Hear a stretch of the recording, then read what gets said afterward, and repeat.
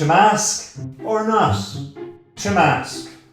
That is the question. That is the big question that has been asked all around the world. I mean, if I wear the mask, then I'm safe from the virus. But if you wear the mask, you're safe from the virus. But wait, no.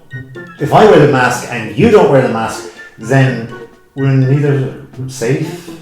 But if both of us wear the masks, we're safe. But what if we're in a crowd? Then we're not safe if no one else is wearing the mask. So there's all this confusion all around. And this confusion leads to actual anxiety, a natural anxiety in an unnatural time. And we can understand this now because we've gone through it to a certain degree.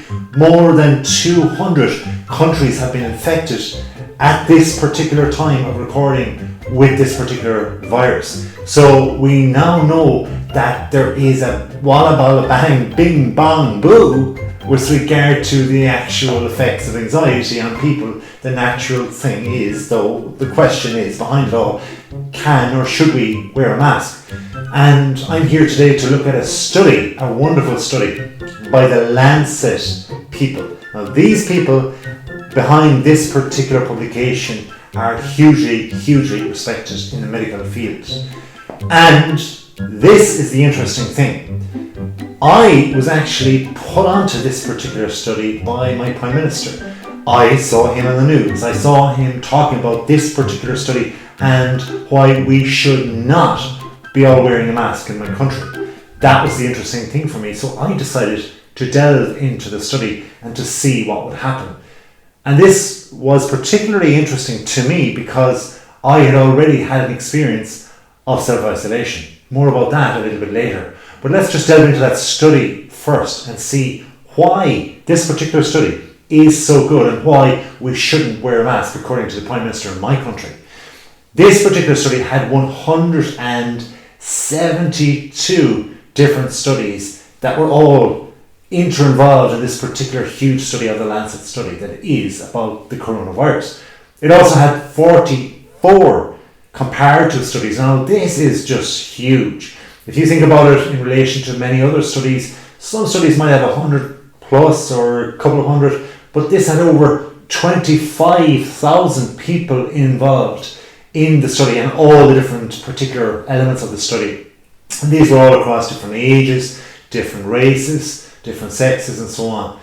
And they were across different continents. In fact, they were across a total of 6 continents and 16 countries. Now these are huge figures. They're off the scale. But what we want, what you want, what I want, what we all want to hear and see is that these masks do actually work if we wear them. If we don't wear them, well, we don't want to just stylishly wear them. Why should we wear them if they don't work? And that's fair enough. So we want to find out, do they actually work and what is the science behind it? Now I know the coronavirus is just new to our shores, it's new to your shores, it's new in the world, it's a new science. But this huge study was monumental. This showed us and leaders in the world to say, hey, I'm going to actually support and use this data in my reckoning, in my judgment with regard to using or wearing or not wearing or using masks, or in telling people, in telling my governors or my politicians or my ministers that yes, you should, or no, you shouldn't, or perhaps you shouldn't, or should wear masks. And this was seen, and this data was seen across America, where all of the states, tens of states, had different ideas of how to open, when to open to the public, what businesses to open, when to open, where to open, and how to open. And there was a dialogue going on between President Trump and the ministers across all the land and all the governors and such. And there was all of this going on, these agreements and disagreements, the data was up and down, but this study was the nucleus of it all. And within this study, what they found was that if you stay away, now this isn't huge news that we know this, so if you stay away from people, you're not going to get the virus. But that might have motivated a lot of lockdowns around the world. However, 1 meter, the specifics of this, if you stay 1 meter away from people, then according to this study, 82% of those people have been found to be not getting the virus, which is wonderful. 82% is very strong. I'm taking it not exactly to the bank, but I'm taking it as a very, very strong indication that I should be safe if I stay 1 meter away from people. But they also found, which is really interesting and really, really good data, that if you increase that to 2 meters, then you're going to have double the safety. Now 82% can be increased, there's still 18%. If you had 100 people 1 meter away, 18 out of 100 are still going to statistically get the virus. So why not increase that ever more? Why not stand 2 meters away? That's why the World Health Organization said, well, if we go 1 meter to 1.5 or 2 meters, that's a bit better. It's a little bit safer. Of course, it's much more safer according to this study. They also find that if you go 3 meters away, that doubles again. The safety increases the further away you are, up to 3 meters, they found. Now, with regard to face coverings and face masks and even visors and eye coverings, this study was looking at all these different areas. They found hugely, you are over 90% really clear of it, being very, very safe if you have a respirator. The thing is, who has a respirator? How many people can go and afford it? And we know could actually get it overseas or buy it online. It was more or less impossible because we didn't actually have the whereabouts or perhaps the knowledge at the time initially when this whole coronavirus clouded in amongst us. But also, as I said, we couldn't just buy it. Medics had it, and they had the visors, and they also had the masks. But why had they the masks? The ordinary masks, why were they used and were they effective? The study found essentially that yes, they were effective. They were effective to a degree where if you use them in combination with the visors, then you as a medic and a person in the normal community is going to be generally proved as being away and safely away from the virus. But you're not completely safe from this virus or this disease unless you use these coverings and be physically away. But of course, if you're in society and you don't or cannot actually get 1 to 2 meters away from somebody, if you're in an enclosed social area, then the face coverings, the masks were judged by this particular study to be safer to be used. So why then did we not think about using it from the start? Well, as I said, there was that issue of not being able to purchase them in time. The east of the world tragically suffered from the virus first in Wuhan, China. So they were busy buying up the stock, which is understandable. So they needed to be saved first. But then as the virus swept over across the world to Europe and then to America and then to South America, it became widespread. And we started looking at that data. They also found then that the eye masks were particularly effective. They were a very good percentage, over 3/4 in fact, to 78% effective. So again, using eye masks of some sort were going to shield a person from getting the virus in through their eyelids as such. So with this all in mind, these are really wonderful, hard data, good data to say this is the thing. This is going to help us. This is going to help the masses. Let's tell people and tell them this will help you.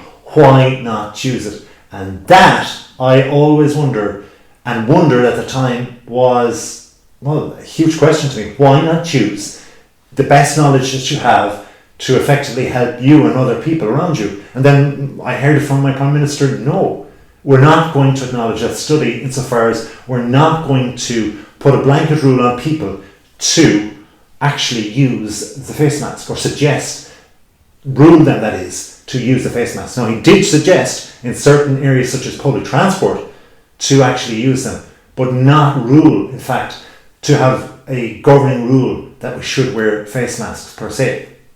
And the reason being, well, he deduced from this data that it wasn't the best thing to do. But yet, I had my own experience, and that particular thing allowed me and pushed me even into self-isolation. Me, myself, and I, there was 3 of us, and we were just together because we had no other choice. And what happened leading up to that, and did I feel the symptoms? Well, It was actually not long after our Prime Minister decided to open out and enjoy the fruits of being free from lockdown, which we were all delighted for. Don't get me wrong at all. It was fantastic to know that we had fantastically just stayed clear of the virus, that so many people had been sensible enough, had been just wise enough to stay at home. On the television, they had stay at home, and it was a wise thing to put, and people did what they needed to do. Less people died and more people were saved because of those actions. This I commend our Prime Minister at the time in doing. But then after, as we unravelled, as we went back to some form of new normal, people went out on the streets. I myself decided to wait about a week or so, and as I waited, I watched as the cases unravelled, and we went from 2 kilometres of staying at home and going only around your 2 kilometres radius to being able to go to 5 kilometres, which was a gift in itself, and the weather was good. So I decided a week into this, the ability to be able to spread my wings and get out there, I decided to hop on my bicycle and go for a ride and enjoy being out and about, being out in nature again, being out in the real wide world, being able to see people, at least from a distance, and being able to just enjoy the fact that I am a free person. I can go out and be with whoever I want from a distance. As I went on the road, I felt clear. It was great. It was looking forward to getting to my destination, to being 5 kilometres away. That's 3 kilometres longer than my 2 initial for weeks and weeks on end. So I was delighted to be able to go and see the town. And as I went up the streets, I saw, absolute more or less isolation. I didn't see many people. In fact, if I saw them from a distance. But hey, that's the way it was all around the world. We knew that ourselves.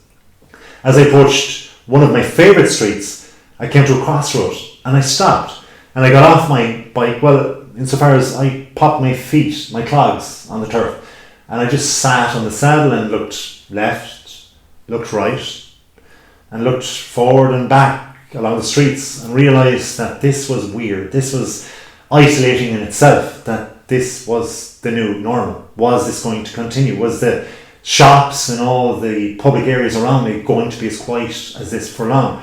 Was there going to be a new normal, as I say, or were people just going to go back to what they were used to doing only weeks before that? So I was wondering about it. I popped my clogs back onto the pedals and off I went. This time I'm going very slowly and I'm just pushing pedals very easily. I'm at walking pace. There's nobody up ahead on that road, or so I can't see anybody, or so it seems. There's no cars parked or doubly parked as usual there would be on this particular road, and I see nothing. And then there's a twist in the road and I see one guy up above on the right hand side of the footpath, but he's meters away. I'm safe, or so I think. He has these crazy big headphones and there he is. He's just trying to do his own thing. He's getting out about. He's doing what I'm thinking about doing, what I'm doing as well on my bike. He's just relaxing, getting back to normal, just doing his thing. And he is unknowingly going down a street that he feels is completely empty. He's probably trying to justify the fact that he's out and sensibly keeping away from people as well, even though he's in the city. So before I knew it, he launched into this big sneeze and I was just in shock. I didn't know what to do. I reacted by, just continuing on my bicycle. And a few seconds later, I estimated that he was probably about 2 meters away when he actually launched into the sneeze. 2 meters too close to me, it seemed. But enough for me to go, hold on a second, where do these spores go? How close was I actually to him when it occurred? And I realised that even though I was just 2 meters away or so, I couldn't be sure that it was exactly 2 meters, or if I was 1 foot less or 1 foot more, or even I could have been 1 meter, because my bike was travelling and he was very close. Plus, he turned around and he literally launched out into the street with his sneeze. So I was forced to self-isolate. This was it. I actually had to stay with myself, me and I, the three of us, together for my duration of self-isolation. And that was the interesting thing about the study. The final thing, which was really interesting, concerned coughs and sneezes.